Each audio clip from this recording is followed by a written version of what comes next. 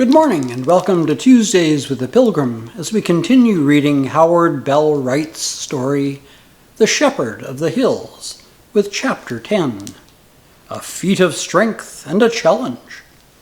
What the club is to the city man, and the general store or post office to the citizen of a country village, the mill is to the backwoodsman, made to saw the little rough lumber he needs in his primitive building, or to grind his corn into rough meal, that is his staff of life. The mill does more for the settler than this. It brings together the scattered population. It is the news center, the heart of the social life, and the hub of the industrial wheel. On grinding day, the Ozark mountaineer goes to the mill on horseback, his grist in a sack behind the saddle, or indeed taking place of the saddle itself. The rule is first come, first served. So while waiting his turn or waiting for a neighbor who will ride in the same direction, the woodsman has time to contribute his share to the gossip of the countryside, or to take part in the discussions that are of more or less vital interest. When the talk runs slow, there are games. Pitching horseshoes, borrowed from the blacksmith shop. There's always a blacksmith shop. Running or jumping contests, or wrestling or shooting matches. Fall Creek Mill, owned and operated by Mr. Matthews and his son, was located on Fall Creek in a deep, narrow valley about a mile from the Matthews home. A little old threshing engine, one of the first to take the place of the horsepower, and itself in turn already pushed to the wall by improved competitors, rolled the saw or the burr. This engine, which had been rescued by Mr. Matthews from a scrap pile of a Springfield machine shop, was accepted as evidence beyond question of the superior intelligence and genius of the Matthews family. In fact, Fall Creek Mill gave the whole Mutton Hollow neighborhood such a tone of up-to-date enterprise that folks from the Bend or the mouth of the James looked upon Mutton Hollow people with no little envy and awe, not to say even jealousy. The settlers came to the Matthews mill from far up the creek, crossing and recrossing the little stream, from Iron Spring and from Gardner, beyond Sand Ridge, following faint twisting bridle trails through the forest, from the other side of Dewey Bald along the old trail, from the cove and from the post office at the Forks, down the wagon road, through the pinery, and from Wolf Ridge and the head of Indian Creek beyond, climbing the rough mountains. Even from the river bottoms they came, yellow and shaking with ague, to swap tobacco and yarns, and to watch with never-failing interest the crazy old engine, as young Matthew patted and coaxed and flattered her into doing his will. They began coming early that grinding day, 2 weeks after Mr. Howitt had been installed at the ranch. But the young engineer was ready, with a good head of steam in the old patch boiler, and the smoke was rising from the rusty stack in a long twisting line above the motionless trees. It was a great day for young Matt, because he knew that Sammy Lane would be coming to the mill. He would see her and talk with her. Perhaps, if he were quick enough, he might even lift her down from the saddle. It was a great day, too, because Ollie Stewart would be saying goodbye, and before tomorrow would be on his way out of the hills. Not that it mattered whether Ollie went or not. It was settled that Sammy was going to marry young Stewart. That was what mattered. And young Matt had given her up. And as he had told his father in the barn that day, it was all right. But still, it was a great day, because Ollie would be saying goodbye. It was a great day in young Matt's life, too, because on that day he would issue his challenge to the acknowledged champion of the countryside, Wash Gibbs. But young Matt did not know this until afterwards, for it all came about in a very unexpected way. The company had been discussing the new arrival in the neighborhood and speculating as to the probable length of Mr. Howitt's stay at the ranch. And while young Matt was in the burr house with his father, they had gone over yet again the familiar incidents of the ghost story, how Bud Wilson had seen her as close as from here to the shop yonder, how Joe Garner's mule had gone plumb hog wild when he tried to ride past the old ruins near the ranch, and how Lem Wheeler, while out hunting that roan steer of his'n, had heard moaning and a wailing under the bluff. Upon young Matthews returning to his engine, the conversation had been skillfully changed to Ollie Stewart and his remarkable good fortune. From Ollie and his golden prospects, it was an easy way to Sammy Lane and her coming marriage. Buck Thompson was just concluding a glowing tribute to the girl's beauty of face and form when young Matt reached for an axe lying near the speaker. Said Buck, "Preach and Bill allowed t'other day how it didn't make no difference how much money that old man left Ollie, he'd be a poor sort of man anyhow, and that there's a heap better men than him right here in the hills that Sammy could have had for her fella if she'd asked." "How about that, Matt?" called a young fellow from the river.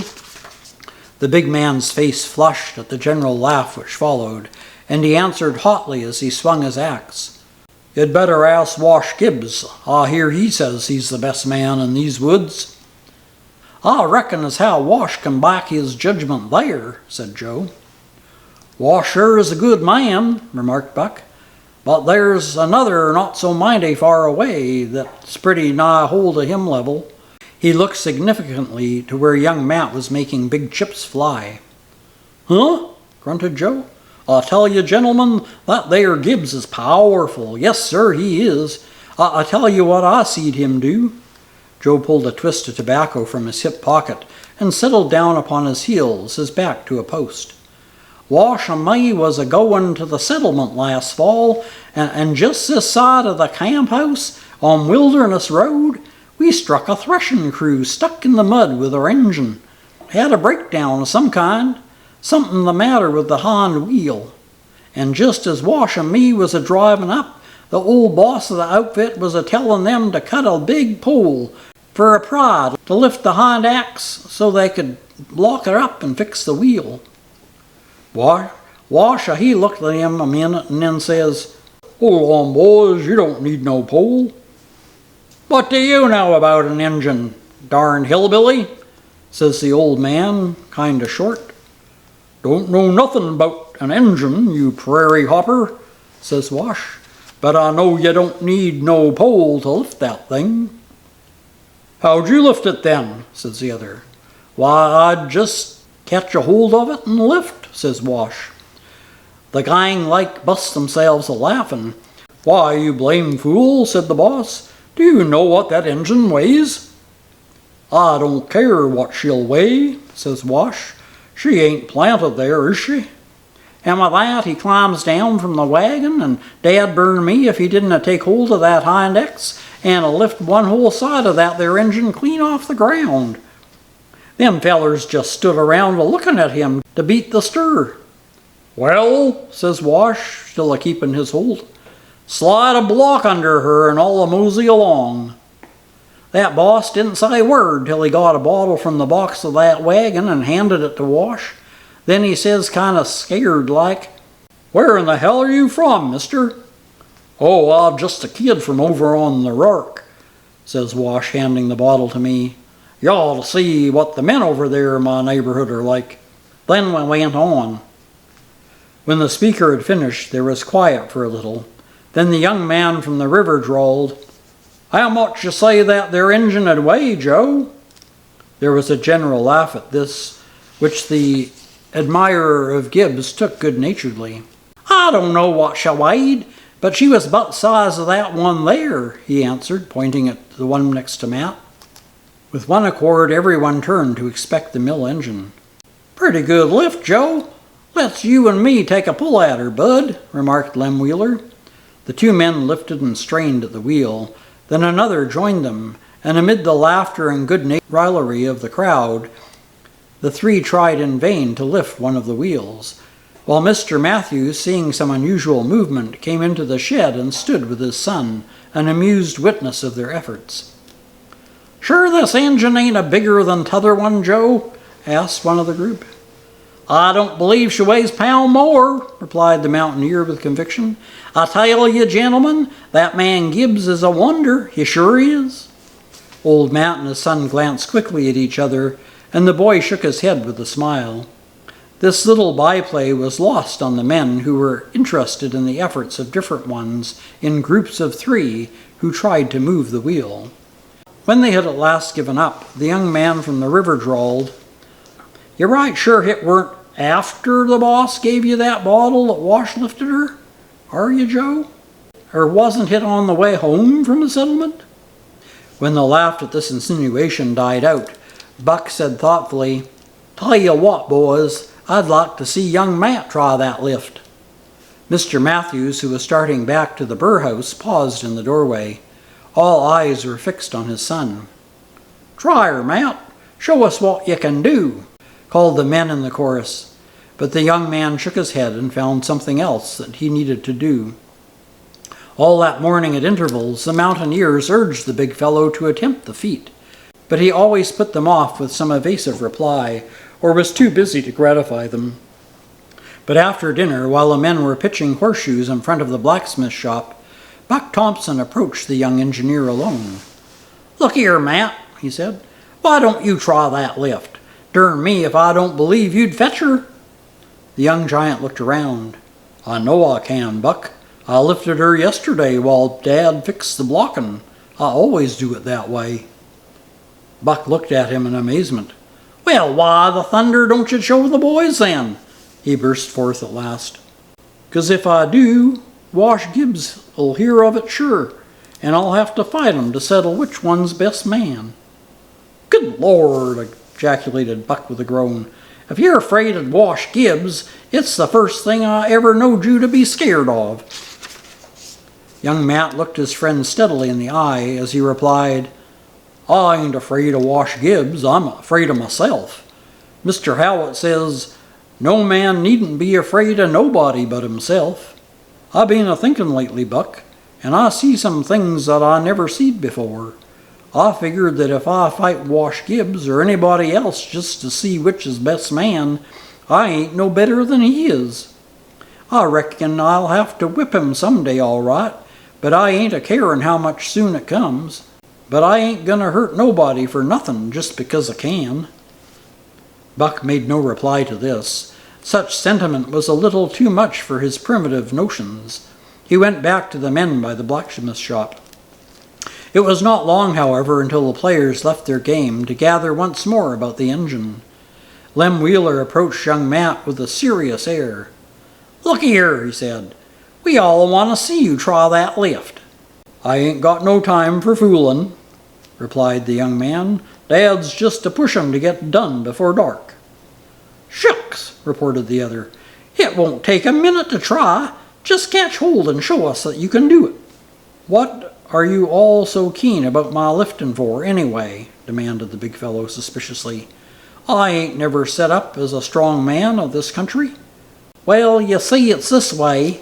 Buck done bet me his mule colt against mine that you could lift her, and we want you to settle the bet," exclaimed Lem. Young Matthew shot a glance at the mountaineer, who grinned joyously. "Yup," said Buck, "that's how it is. I'm a-backin' you. Don't want you to hurt yourself for me, but I sure do need that colt of Lem's. It's a dead match for mine."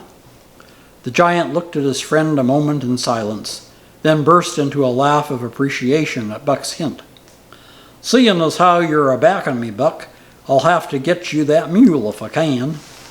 He shut off the steam, and as the engine came to a stop, he stooped and with apparent ease lifted the rear wheel a full 4 inches from the ground. Loud exclamations of admiration came from the little group of men in the shed. Lem turned with a long face. "Them colts'll make a mighty fine team, Buck," he said. "You bet. Come on over and help me break 'em," replied Buck with another grin of delight. "Wait till Wash Gibbs hears about this, and he'll sure be a breaking young Matt," put in another. "Better get your fighting clothes on, Matt. Wash'll never rest easy till you've done showed 'em." These and similar remarks revealed the general view of the situation. While the men were discussing the matter, a thin, high-pitched voice from the edge of the crowd broke in. "That there is a good lift, all right, but it ain't nothing to what I seed when I was at the circuses in the city." Young Matt, who had started the engine again, turned quickly. Ollie Stewart was sitting on a horse nearby, and at his side on the brown pony was Miss Sammy Lane. They had evidently ridden up just in time to witness the exhibition of the giant's strength. And that's the end of Chapter 10. We'll continue next week with Chapter 11, Ollie Stewart's Goodbye. Until then, take care, stay safe, and God bless.